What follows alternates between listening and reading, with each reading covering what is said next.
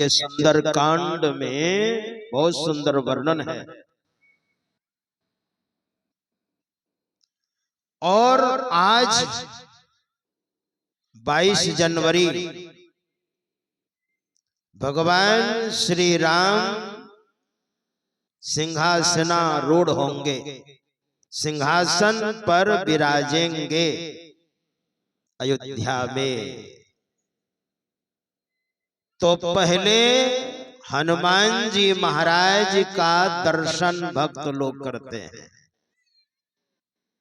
और तब भगवान का दर्शन करते हैं। सुंदर कांड में हनुमान जी महाराज का चरित्र है और सुंदर कांड का पाठ आज पूरे भारत में ही नहीं, रामायण का पाठ, सुंदर कांड का पाठ 157 देश में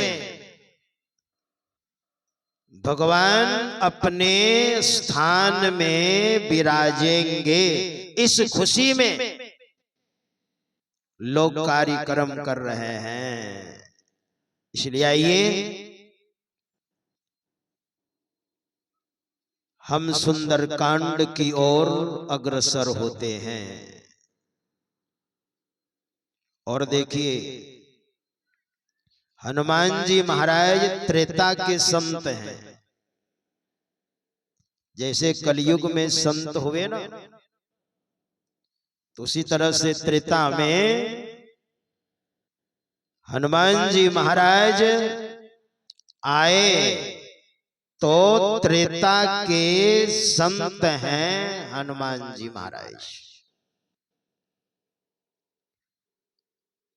सारे बंदर भालू समुद्र किनारे स्वयं प्रभा की कृपा से सबके सब पहुंच गए। चूंकि माता सीता की खोज करनी थी, सुग्रीव ने चारों तरफ अपनी बांदरी सेना को उन्होंने भेजी है। और जो सेना दक्षिण की ओर गई है उसमें हनुमान जी महाराज है। समुद्र किनारे जब सब के सब गए तो एक संपाति नाम का पक्षी था। उसने बंदर भालुओं को जब देखा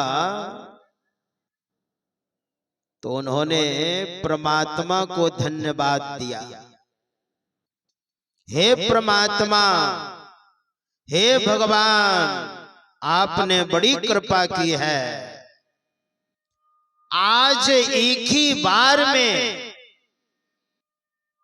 इतना सारा भोजन आपने दे दिया है, यानी सबको मैं खा जाऊंगा।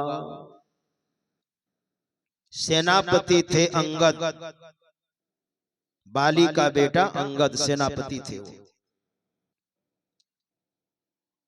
अंगद ने कहा हमारी मृत्यु ऐसे भी निश्चित है, 1 महीने के अंदर माता सीता का पता लगा करके हम नहीं गए तो मेरा चाचा सुग्रीव हमें मार डालेगा। उसके पहले तो ये पक्षी हमें सबको खा जाएगा। तो बांदरी सेना में चर्चा होने लग गई। धन्य था जटायु जो भगवान के कार्य में उन्होंने आत्मसमर्पण कर दिया। धन्य था जटायु। संपाति ने कहा आप लोगों ने मेरे भाई का नाम लिया, वो तो मेरा भाई था, तो अब मैं खाऊंगा नहीं। आप लोग भगवान श्री राम के दूत हैं, अब खाऊंगा नहीं। देखो मेरे पंख उगने लग गए हैं। एक महात्मा ने कहा था, तुम्हारे पंख जल गए हैं, तो ये पंख उगेंगे तब जब भगवान श्री राम के दूत का दर्शन होगा। तो आप लोगों का दर्शन अब हो गया, मेरे पंख उगने लग गए, अब खाऊंगा नहीं, सहायता करूंगा। संपाति ने कहा, मैं देख रहा हूं 100 योजन दूरी पर एक त्रिकूट नाम का पर्वत है, और वहां माता सीता अशोक पेड़ के नीचे बैठी हैं। मैं देख रहा हूं 100 योजन की दूरी पर। पहले समय में योजन से माप होता था, यानी एक योजन 4 कोस, और एक कोस लगभग 3.5 किलोमीटर होता है। इस हिसाब से आप माप लीजिए। 100 योजन की दूरी पर माता सीता हैं। तो मैं तो यहां से देख रहा हूं, गीत है दृष्टि अपार। आप लोगों में से जिसमें क्षमता है, जाइए और माता सीता का पता लगाइए। तो आपस में बांदरी सेना में आपस में चर्चा करने लग गए, कौन जाएंगे। हनुमान जी महाराज अपने बल को भूल गए थे, तो जामवंत ने कहा, मैं जाऊंगा तो जरूर, मगर मैं बूढ़ा हो गया हूं। बलि को भगवान वामन जब छलने के लिए गए थे, तो चरण को उठाने के समय में,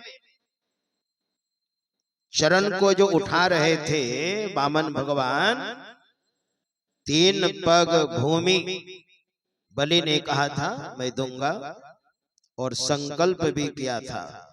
तो वही चरण जब उठा रहे थे, तो चरण को उठाने के क्रम में जामवंत कहता है, बलि बांधत प्रभु बाढ़ेऊ, सो तनु बरनी न जाए, उभय घरी महा देने, 7 प्रदक्षिणी धाय। थोड़ा थोड़ा चरण को जब उठा रहे थे भगवान वामन, तो उठाने के क्रम में पूरी पृथ्वी की परिक्रमा मैंने 7 बार की थी। अब उठाने में कितना समय लगा होगा, उतने ही समय में। और ये पूरी पृथ्वी की लंबाई चौड़ाई कितनी है जानते हैं? इसी पृथ्वी पर पूरे देश हैं, पहाड़ पर्वत सब कुछ है। पूरी पृथ्वी की लंबाई चौड़ाई 50,000 योजन है।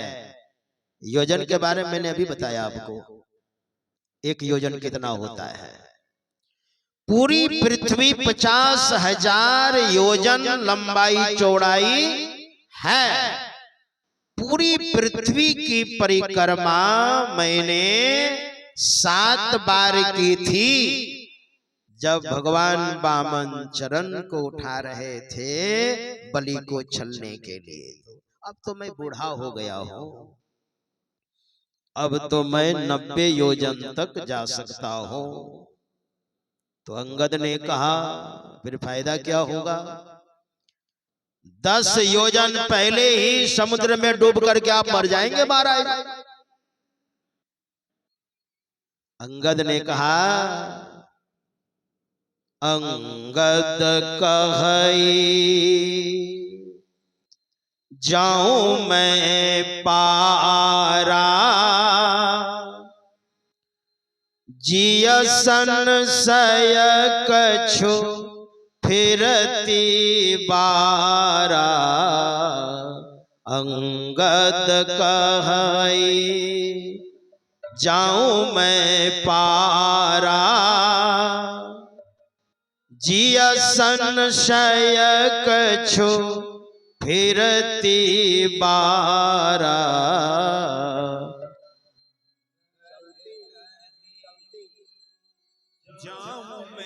पारा जिय संशय कछु फिरती बारा।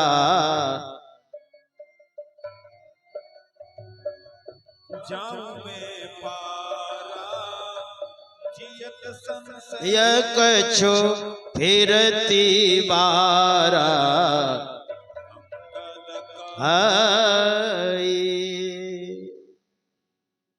अंगद कहई जाऊं मैं पारा। अंगद बाली का बेटा, वो सेनापति है, वो मैं जाऊंगा तो जरूर, मगर उधर से आने में मुझे संशय है। मतलब जाने में कोई संशय नहीं, वापस होने में संशय है। क्यों? तो अंगद जी ने पूरी बात नहीं बताई, बांदरी सेना को पूरी बात नहीं बताई, कुछ मन में रखा। और यही अंगद जब लंका जाता है तो लंका में जाकर के तहलका मचा करके आता है।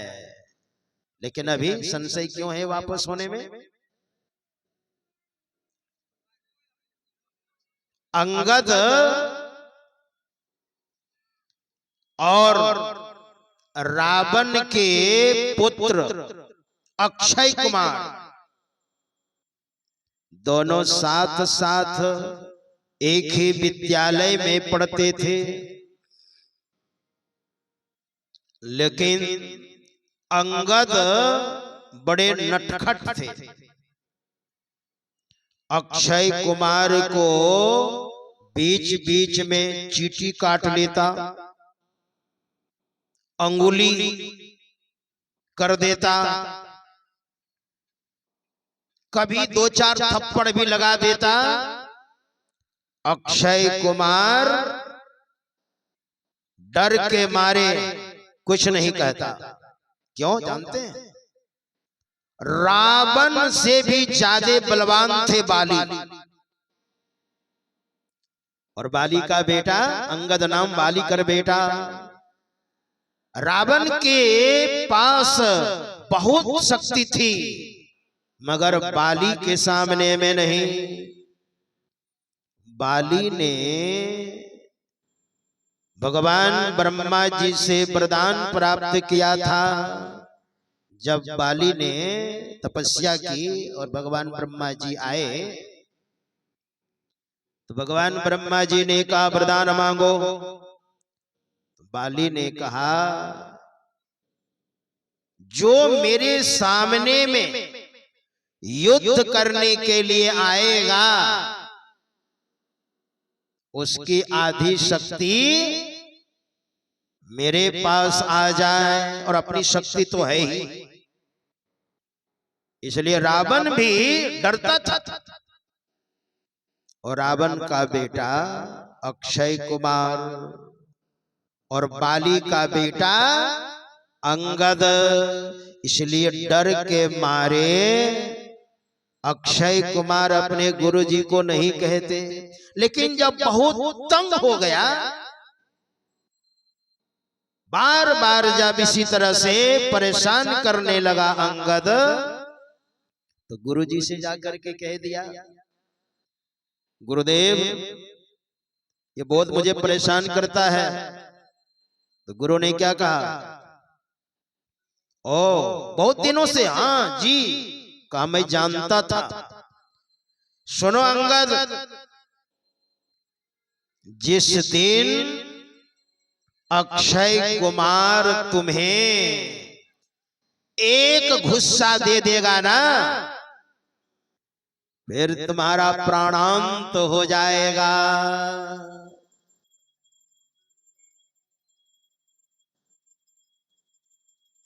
पूजा पाठ जो है ना वहीं से कीजिए, प्रवचन के बीच में आइएगा तो डिस्टर्ब होगा फिर।